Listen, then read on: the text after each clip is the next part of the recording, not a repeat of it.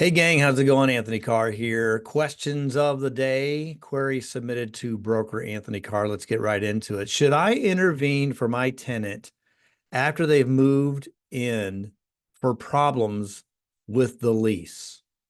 So you've got a tenant, they moved in, or you have a landlord, they got a new tenant, you were on either one of these other sides of it, and now there's problems, and they call you and they want you to intervene and to talk with the landlord or talk with the tenant.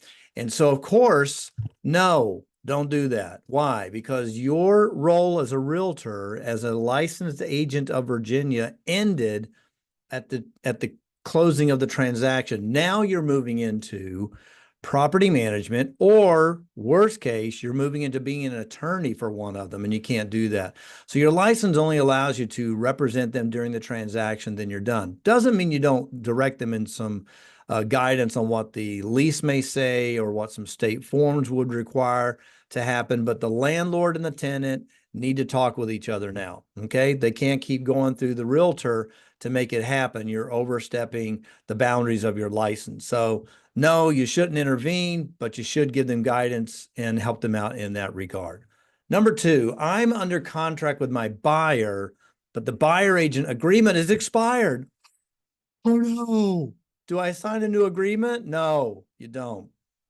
There's a line in both the listing and for rent for sale and for the buyer that if you go under contract while this agreement is in play, but then it expires, it's okay. You're covered through the agreement of the contract until the contract closes. If the contract falls apart, then yes, you would need to get another buyer agreement signed because the one that you were operating under is no longer valid. Okay. Why does a landlord in Virginia need a resident agent? And first of all, let me explain on this one. This is relatively new. It's only a couple of years old in Virginia.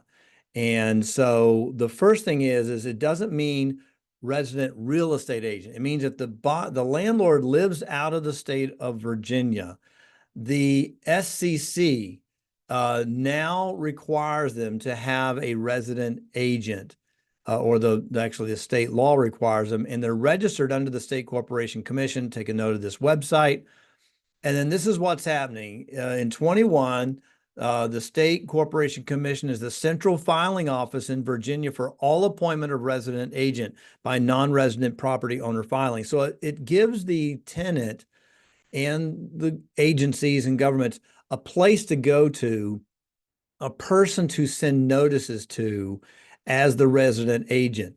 It's not you as the real estate agent. You're not the resident agent. This might be a neighbor or a family member.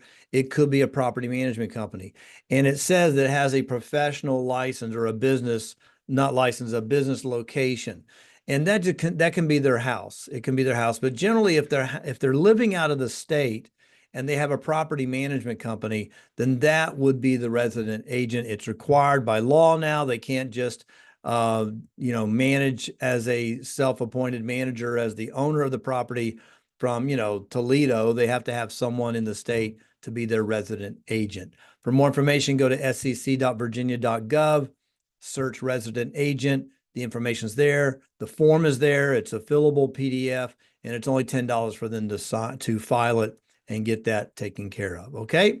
Got any more questions? Send them to me to anthony.carr@kw.com. I'm so happy to answer them, and I hope you're enjoying these videos. If you got any questions, send those to me, and maybe you can be a topic on the next Send Your Questions of the Day. All right, now look, you're on my on my YouTube channel. If you like it, like the video, share it with some other agent that needs help, but please subscribe. It really helps me, helps my channel, and gives me bragging rights. Thanks so much. Have a great day.